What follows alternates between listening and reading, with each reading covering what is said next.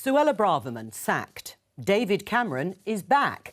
Rishi Sunak rolls the dice with a dramatic cabinet reshuffle. This is Politics Live.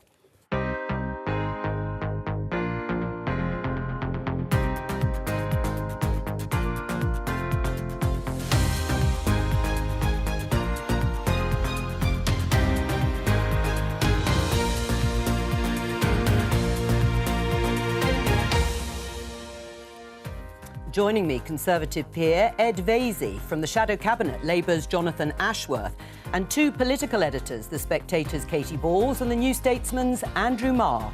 Today. I'm a bit tired, but I don't think I've had a funny turn. But let me just tell you what's just happened. David Cameron has just walked up the street and gone into 10 Downing Street. He left Downing Street 7 years ago. David Cameron is back as Foreign Secretary. His appointment came just minutes after Suella Braverman was sacked as Home Secretary and replaced by outgoing Foreign Secretary James Cleverly. I have had a very good conversation with the Prime Minister, who's made it very clear that he wants us to deliver on our promises, to stop the boats, to protect the British people. We'll bring you the latest from Downing Street and the best analysis as the reshuffle unfolds.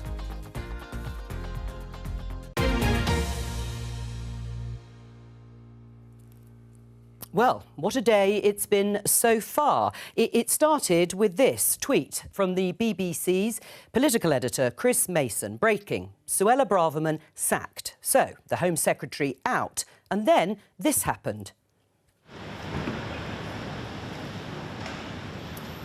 The former Prime Minister, Conservative Prime Minister David Cameron, arrives in Downing Street. The question on everyone's lips was, what was he doing there at this particular point? Fevered speculation about him perhaps coming back into government, although not an MP or even in the House of Lords. And then we heard this confirmation, first of all, that the former Foreign Secretary, James Cleverly, was replacing, as you can see here from Downing Street, was replacing Suella Braverman as Home Secretary. And then this. David Cameron to replace James Cleverly as Secretary of State for Foreign, Commonwealth and Development Affairs. Well, in all the years I've been covering the Westminster beat, this is the most breathtaking return to frontline politics I've ever seen. But the opening question for the panel, starting with you, Ed Vaizey, is which is the most consequential decision politically, Suella Braverman's sacking or the appointment of the former Prime Minister, David Cameron? Oh, that's a very good question. I suspect I don't know is the answer. I think the Suella Braverman thing is interesting and it'll play out in the next week. She said in her departure tweet, I think it was, that she had more to say later. So is she going to become the darling of the Tory right? Noise is off. Is she even going to potentially even start launching a leadership bid even before the election? So that will be massive. And it's added to by the appointment of David Cameron, because the appointment of David Cameron is a big signal by the Prime Minister that he wants to return to the centre ground that he dismissed in his conference speech last month, when he claimed that the Camerons and the Osbornes of this world were very much the past. But it's a delight. You'll see the tweets from centrist MPs like Simon Hoare and Damien Green and others. They are all delighted. They think the Tory party is returning to sanity. So I think what it does mean is they're both consequential in the sense I do think it means there's now going to be a kind of showdown between the right around Suella Braverman and the mainstream Conservative Party. I think, and I obviously hope as well, the mainstream Conservative Party will win. I think they have the numbers. I think the right is overblown and a spent force. A surprise? Did you get any idea? Totally and utterly gobsmacked. What about you? Most consequential decision politically, Jonathan? Well, I mean, look at it. The Conservatives have been in government now for, 13, going on 14 years. People are paying more in tax. Working people are paying more on their mortgage. They're waiting longer for NHS treatment. The country needs change. I mean, this isn't change, bringing back David Cameron. And actually what it is more of the Tory psychodrama, more of Tory division. It's not going to fix the fundamental problems facing the country. It's not going to fix the cost of living crisis. It's not going to fix the NHS. And I think people watching the news tonight are just going to think, what, bringing back David Cameron, a failed Tory Prime Minister? They're going to look at the Tories. We're going to have more Tory infighting, more Tory chaos, more Tory division. This is not going to fix the deep-rooted problems that the Conservatives have brought about over 13 years. Do you welcome the sacking of Suella Braverman? Look, Suella Braverman should not have been appointed in the first place. She wasn't up to the job, and she was appointed because of Rishi Sunak's weakness. And if you think about Rishi Sunak's judgment, he's had to sack Braverman. He shouldn't have appointed her in the first place. He had to get rid of Gavin Williamson, Dominic Raab, Nadeem Zawahiri. These are people he appointed in the last 12, 13 months. The fact that he's lost so many cabinet ministers in 13 months, I think, says something damning about the quality of his judgment. Which will prove, do you think, to be the most consequential decision? So I'm not trying to cheat the question, but I think that... But thanks for that disclaimer. Effectively, the David Cameron appointment means that the Suella Braverman decision will be seen differently. If it was simply moving Suella Braverman and acting as Home Secretary, I think some on the right would actually tolerate that because they think that her behaviour over the past week put Rishi Sunak in a place where his authority was being challenged. But you combine that with the David Cameron appointment, and now those MPs on the right are starting to see red because they effectively think this does, to Ed's point, suggest that the party is pivoting in a direction away from the 2019 Red Wall message and towards probably the 2015 electoral pitch, more blue wall. And that will make some anxious about what that means for their own seats, but also about what they believe in. And I think that is why the David Cameron point probably is the more impactful, but taken with the Suella Braverman. Well, it was certainly distracting when Suella Braverman would have been, obviously, the story, her sacking. But what do you make of which decision do you think will prove to be more important? Suella Braverman's sacking. You said rolling the dice, and I think this is a massive, massive gamble by Rishi Sunak this morning. And I think, in a way, in the last few weeks and months, we've all been struggling to ask ourselves, who really is Rishi Sunak? Where is the centre of his politics? And this shows us what the answer is. This shows us the answer is he's prepared to take on the right. He's going to have a real trouble now with Reform UK. He's prepared to lose seats, if necessary, in that direction in order to hold more of the so-called blue wall seats. And it's very, very important to remember or acknowledge that the right is meeting this afternoon in Parliament to discuss their reaction to that. And part of the agenda is whether there should be, wait for it, big breath, a Suella Braverman leadership campaign. Right. Well, we'll all be holding our breaths, of course, for the rest of the day. Let's talk to the BBC's chief political correspondent, Henry Zeffman, who is still in Downing Street. We saw you there in the headlines with incredulity, in fact. Have you recovered from the shock of seeing David Cameron? Just about. I mean, it's been a very weird day, Joe, I have to be honest, and we've only had 2 big appointments so far. I think it is hard to overstate quite what a remarkable return it is for David Cameron. Just the sheer fact of having a former Prime Minister back in the Cabinet for the first time in 60-odd years. But I think also, as you've just been discussing there, the political implications here in Westminster of bringing back David Cameron, the man who modernised the Conservative Party, the man who brought it back to the centre ground, his allies would say.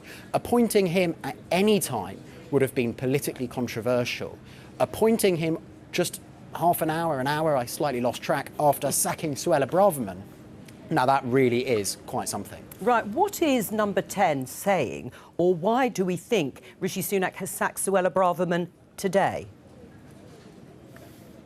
I think it was all about Rishi Sunak's authority. Certainly the subject of her article in The Times back last Thursday was incendiary, and there were Conservative MPs frustrated by her rhetoric. There were some Conservative MPs who also thought she was undermining the operational independence of the police.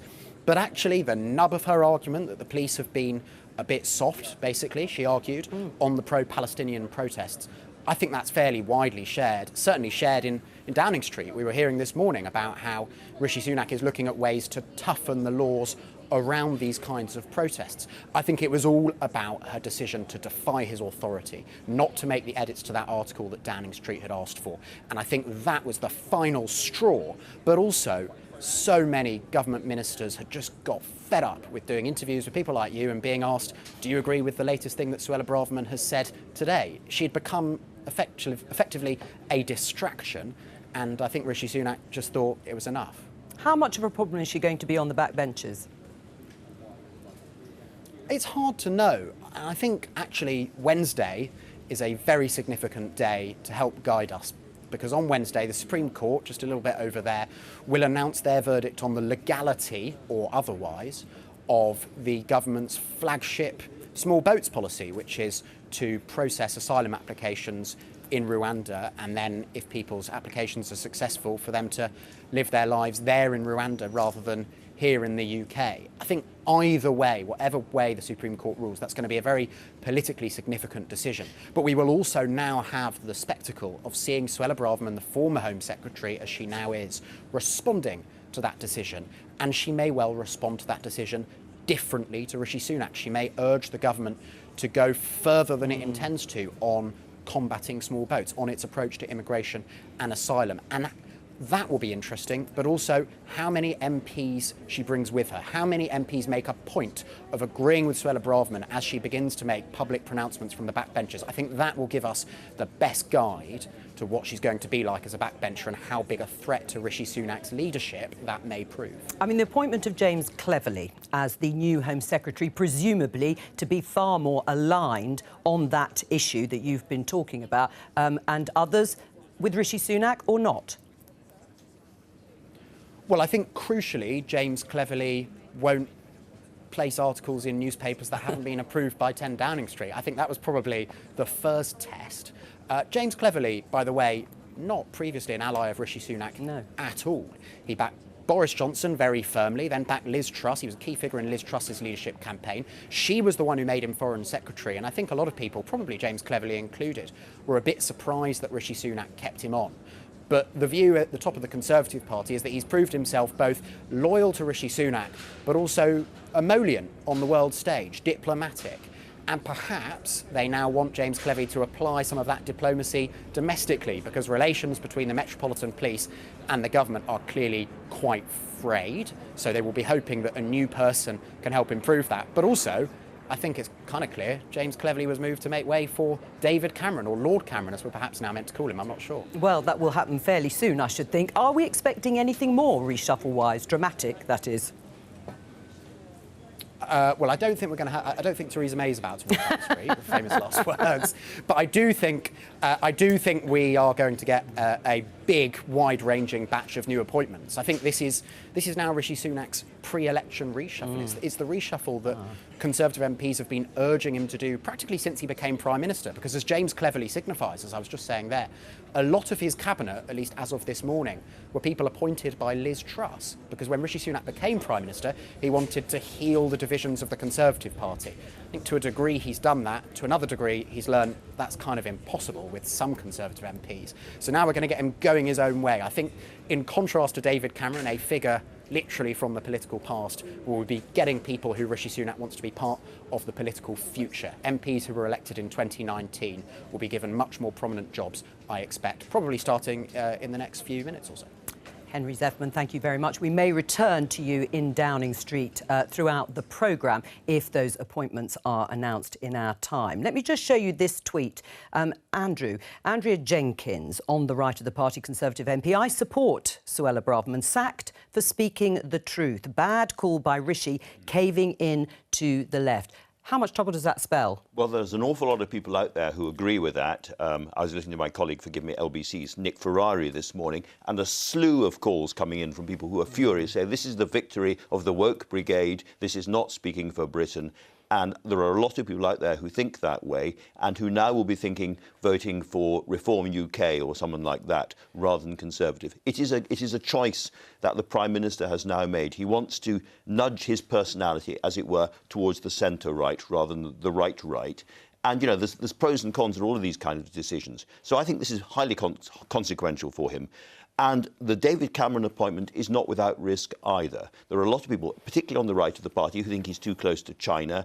And there is a little bit of a thing out there already about the fact that this is an unelected Prime Minister who put Suella Braverman into the Home Office because he needed to become Prime Minister in the first case, and inside the Beltway Westminster deal, appointing an unelected Foreign Secretary. And I think out there that is beginning to resonate a bit. Katie? Yeah, I mean, I think with these things, you always got to think about the numbers. So in terms of the parliamentary problem, we know that the New Conservatives plan to meet this afternoon. I think the quite clear implication is several of them are not happy. And it is that combination of losing Suella Braverman, which I think you could have defended on authority to Rishi Sunak grounds, combined with David Cameron. We still have a lot of the reshuffle left to go.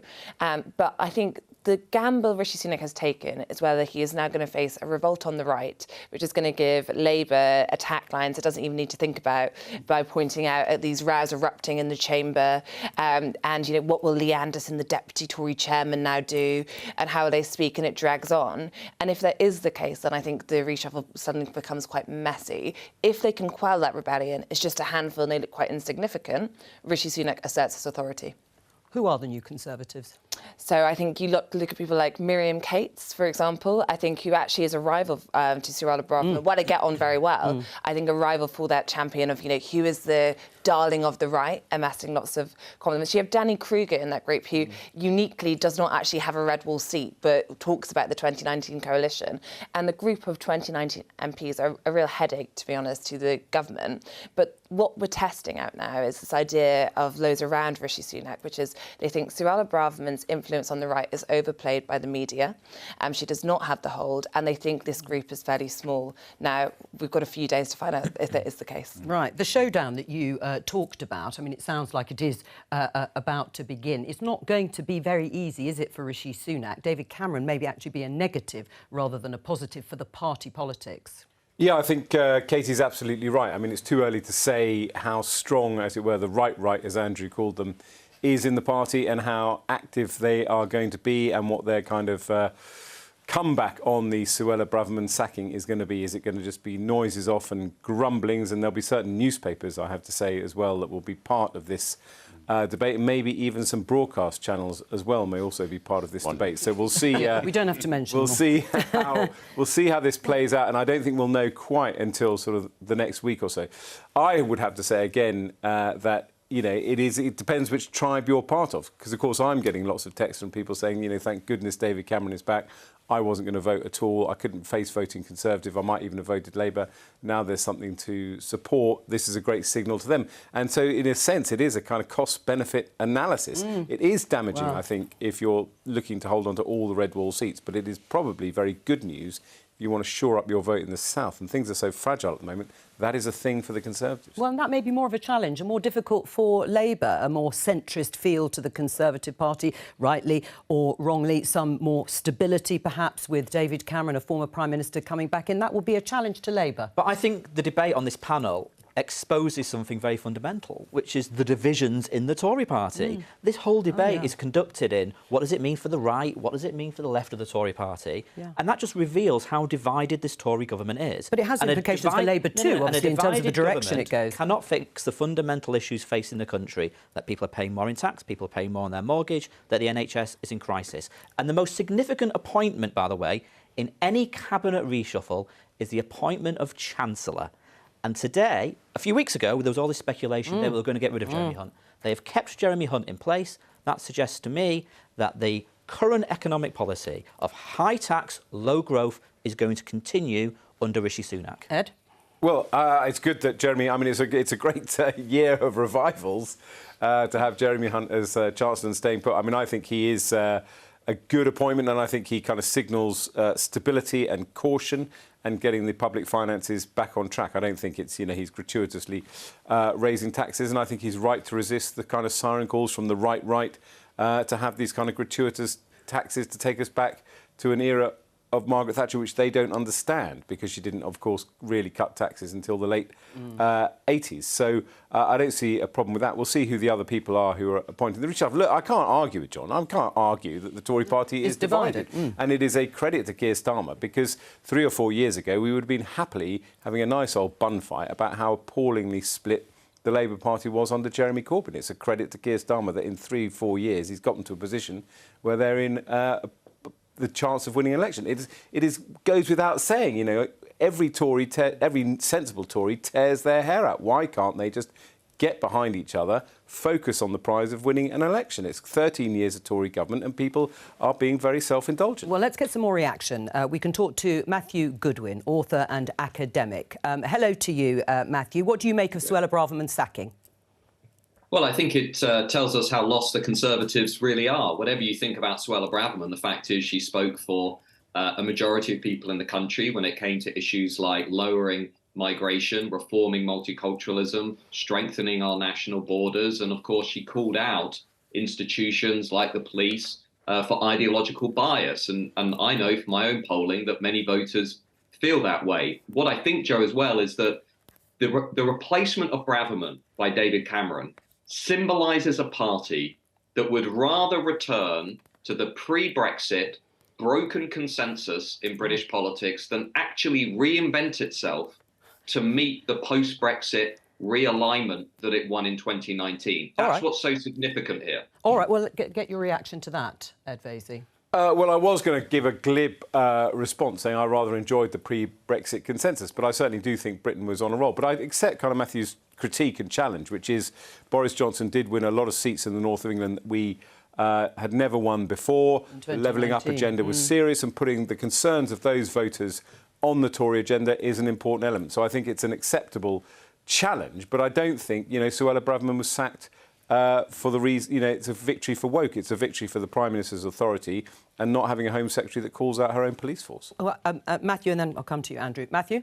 I didn't say this was a victory for the woke. What this is a victory for is the elite consensus in this country, which is basically taking down politicians and figures who challenge the consensus around large-scale migration, a broken political economy, a broken model of multiculturalism. I mean, Joe, there are going to be lots of voters out there today looking at this, looking at every figure who's challenged this consensus. Boris, gone. Liz Truss, gone. Suella Braverman, gone. A Prime Minister who, to be frank, doesn't have much of a democratic mandate out there in the country. And what I'm worried about, Joe, is we no longer seem capable of even entertaining a radical alternative to the status quo. But it's a slightly odd argument. First of all, it's a bit Nadine Dorries to say that, Liz Truss was taken out by the elite establishment. She was taken out because she took out the economy, and so the Tory party panicked and got rid of her. It's also slightly odd to say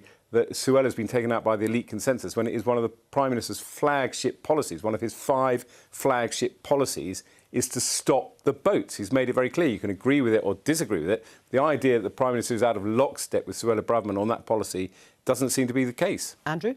Suella's consistently...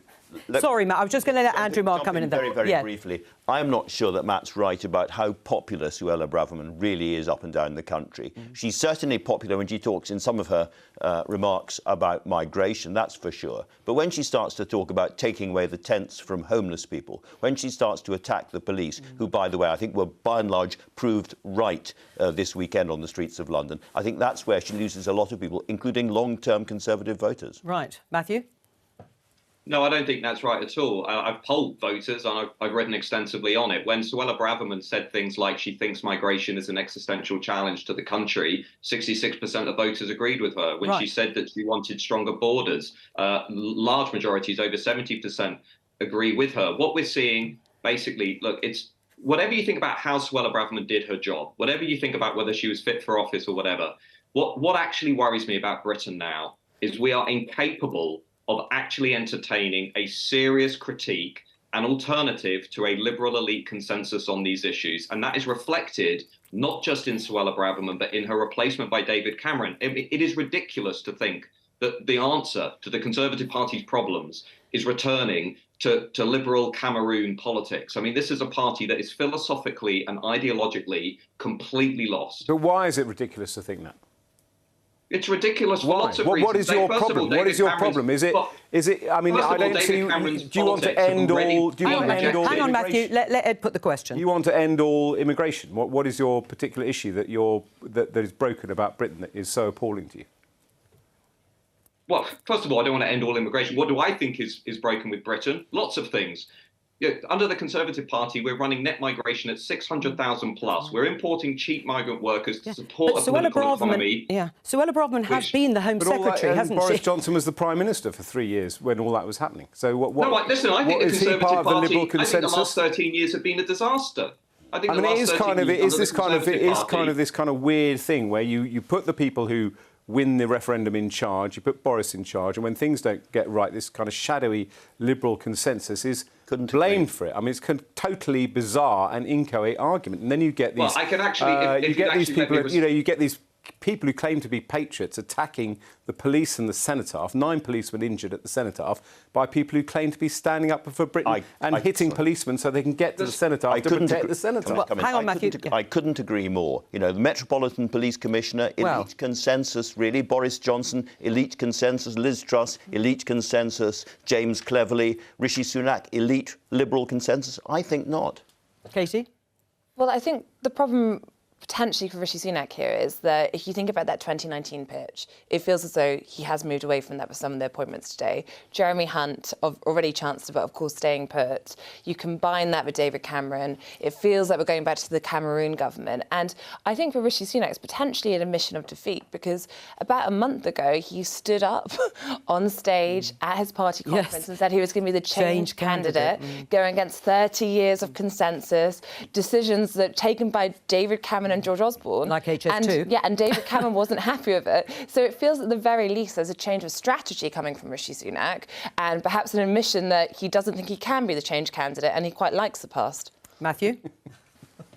Yeah, as I just said, I think the Conservatives have presided over a really dismal experiment. They've completely failed to respond to what the post-Brexit environment was all about, and returning to David Cameron is a great symbol of that. This is a party that is completely lost, which I think many voters feel deserves to lose the next election. I completely disagree with what Andrew and the other speaker was saying. Ed, I'm just a non-entity. Look, don't worry about me. I sit in focus groups with voters every week. All right. Every week I sit in focus groups with voters. The Conservative Party is dangerously out of touch with the country. But I mean, that's what I kind of find. Not just the economy, on not just the NHS, but on immigration, on security, on crime and borders. All right. No, I think Matthew's a very, very impressive media operator, but I do think that there does seem to be a bit of self-reflection when you're claiming that you're in touch with reality because you sit in focus groups with voters every week. I mean, that's what political parties do, and they're always being accused of being out of touch. What about being an MP who talks to their voters every day? Let's just focus, though, on... That's not representative data, Ed. Oh, I see. OK, so next time you knock on a door and ask a voter their opinion, you say,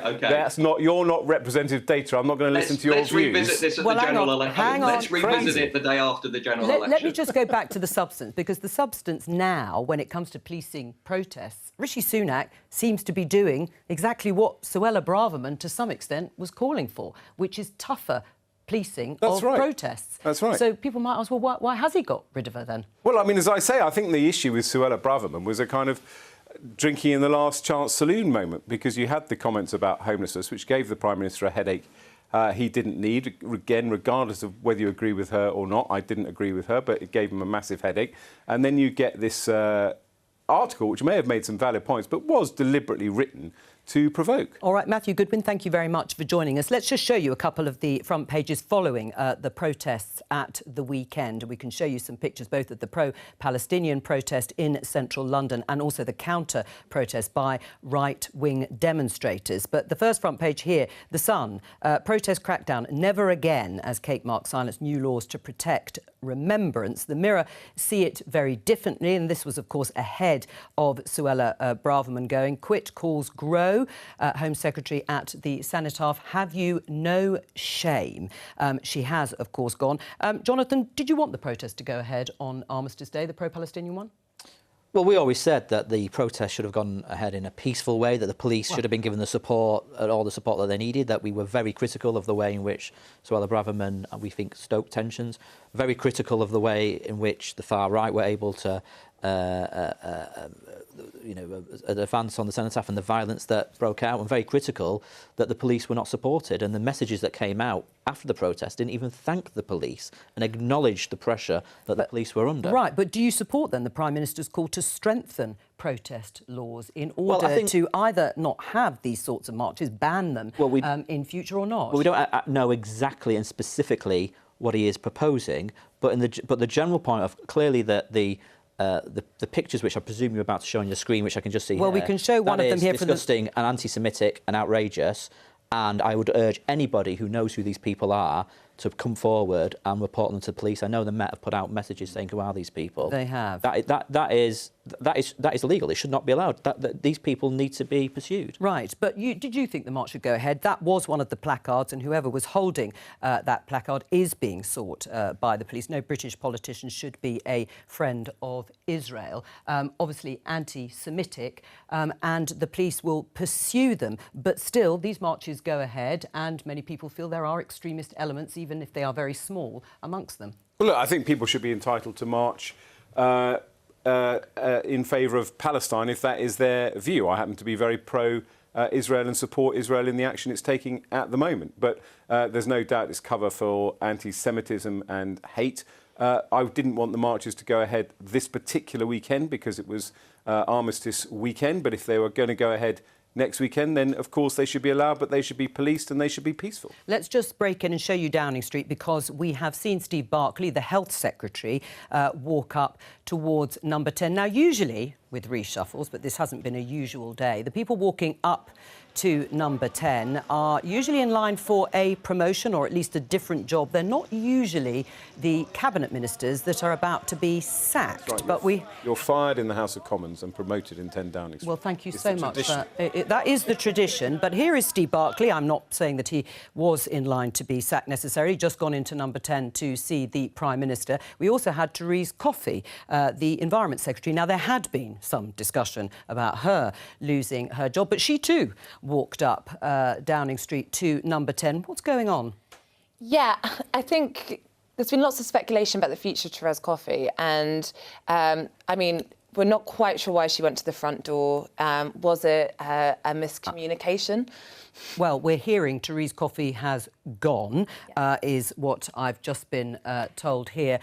Let's see exactly what has happened. But it is unusual, then, to go into number 10 so publicly in that way. Yeah, I think the suggestion I've heard, which isn't completely confirmed, is perhaps there was a miscommunication about where people should be going. Because, as you say, I don't think it's Therese the Coffey smartest went in move to Downing Street on the basis that you couldn't then sack her.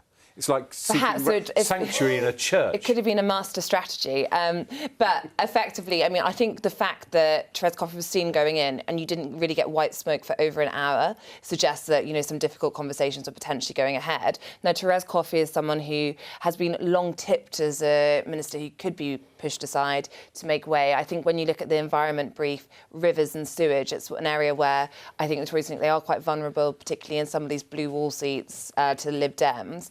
And it'd be interesting to see who they then decide is quite a role. I think they want that person quite out on the media around in that place. Right. Well, let's have a look at this tweet, and there's been a reaction actually to this from Kemi Badenoch, the Business Secretary. I've been asked, says Rachel McLean, to step down from my role as Housing Minister. Disappointed, and was looking forward to introducing the Renters Reform Bill to committee tomorrow, and later the Leasehold and Freehold Bill. It's been a privilege to hold the position, and I wish my successor well. Now, there has been a slew of people quitting their jobs at the sort of more junior ministerial role. What does that signify? Well, in some regards, it's just people who want to try to hold on to their seats and are not sure they're going to, and want to get back into the constituency and work harder so they remain MPs. But I think we're seeing it's clearly going to be a more consequential reshuffle than we thought maybe an hour ago.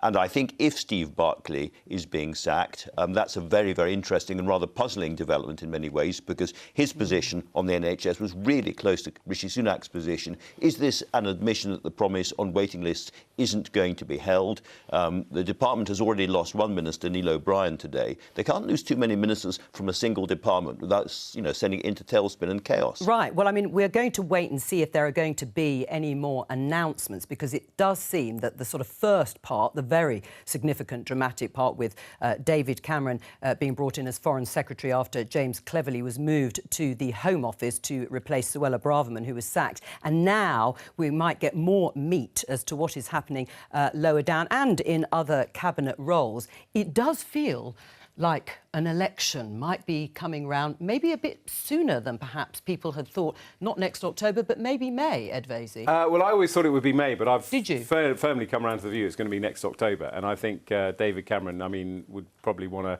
at least have a year as Foreign Secretary before the election, but who knows? I mean, he doesn't decide the election. The Prime Minister does, but it doesn't feel like you would have a reshuffle of this extent if you weren't going for a long-haul year kind of reboot, try and overhaul Labour if you can. It doesn't feel like we're heading to a spring election, but it's all anybody's game. Would you prefer a spring election? We want an election as soon as possible. I mean, the country needs change. The country wants an election. And that is why the sort of Rishi Sunak trying to suggest that he can encapsulate change is so ludicrous when he's brought back David Cameron. And we've not had a chance to get into this, but David Cameron's got this whole lobbying scandal hanging over him about Lex Greensill.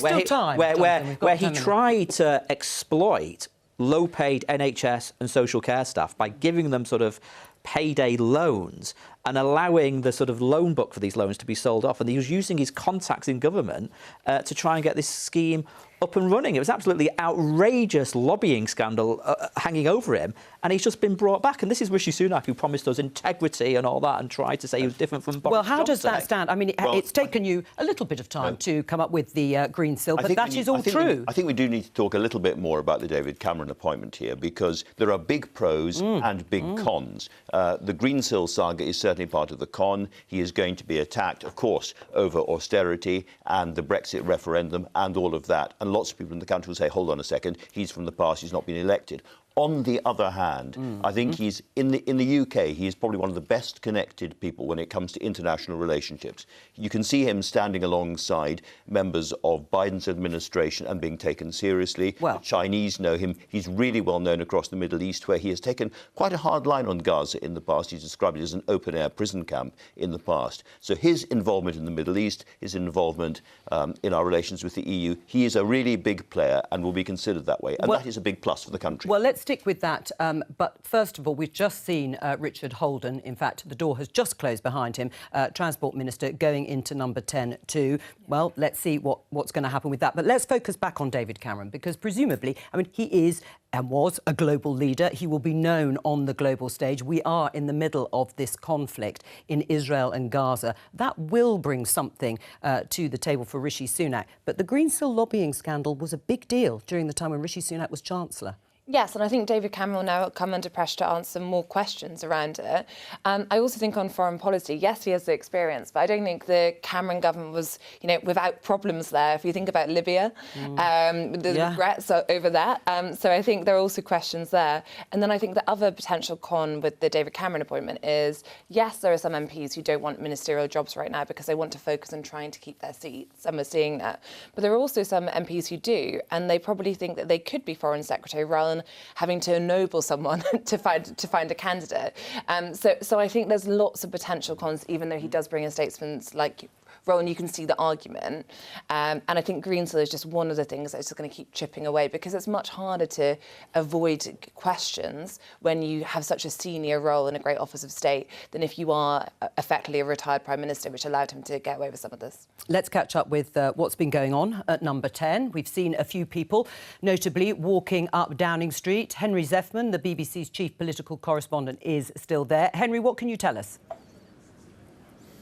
Two things. Steve Barclay, who's the Health Secretary, has walked up the street and gone into number 10. And then a few moments later, Richard Holden, who is a junior Transport Minister, elected for the first time at the 2019 general election, has also gone in. And I think that might reflect the long-standing desire among some people around Rishi Sunak to project a fresh image for the Conservative Party, get people around the cabinet table who haven't like David Cameron, been there back since the Conservatives took over from the Labour Party in 2010. So that will be a big promotion, though we don't know yet to what job. Right. I mean, when you talk about the fresh image, yes, as you say, that slight contrast to David Cameron being appointed as Foreign Secretary, it does sound like this is going to be a broader, deeper reshuffle than perhaps it looked first thing this morning.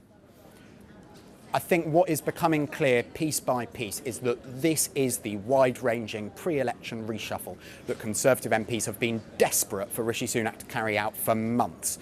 He is now getting a new team in place who will be carrying the Conservative Party's message for the coming months, right up until that general election, whenever it is. They will be the people who Rishi Sunak is presenting to the country and saying, this is what you would get if you gave the Conservative Party a 5th term in office. But there is that delicate balance, isn't there, between continuity, because you've now got at the top of government David Cameron, Jeremy Hunt, Michael Gove, all of whom were sitting around that cabinet table back in 2010, after the 2010 election, after Gordon Brown left office. You've got them on the one hand, yes, and I think what we're now seeing is the other bit of that seesaw. Fresher MPs, Richard Holden, and I'd expect others from the 2019 intake to follow, joining the cabinet table, continuity and change. Henry Zeffman, thank you very much. When people watching this programme and looking at the news in general see David Cameron coming back and Rishi Sunak having talked about change, is any of this going to change anything significantly in terms of the prospects for the Conservatives at the next election? Still 20 points behind. This isn't going to move the dial, is it? Well, you can say that about any reshuffle, and we in the Westminster Village love a reshuffle. It's something we can chat about for days and days and days. But, of course, it changes very little, except to say that appointing somebody as significant as David Cameron allows you to, as I said earlier, to send that signal. Yeah, except, to the as centrist Andrew was saying, for a lot voter. of people, the first thing they will think of when they see David Cameron, actually, there'll be a couple of things. Austerity might be one, and the Brexit EU referendum the other, on whichever side you were on. You're totally right. And our political leaders are not omniscient. They don't know something we don't, and this may well very badly backfire on Rishi Sunak.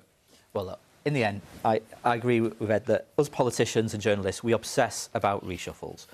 But in the final analysis, people at home, working people, are paying more in tax, they're paying more on their mortgage, they're struggling to see a GP, they're waiting longer for NHS treatment. That is what the country wants change on, and this isn't going to change any of that. Let's just focus a little bit on Labour, because on Wednesday there could be a vote calling for a ceasefire, an amendment to the King's Speech debate. Comes from the SNP. We think that's what's going to happen. What are Labour going to do? 68 or so MPs, many of them, or some of them, front benchers, have said they don't agree with the Labour leadership's call for a humanitarian pause. They want to see a ceasefire. Will it be a free vote? Well, first of all, we don't know if there's going to be a vote. All right. Because the Speaker has to select the amendment, and we don't know if that is going to happen. No. So that's but if it does that's happen, the first thing. So I'm not going to second-guess the whipping Jonathan, arrangements.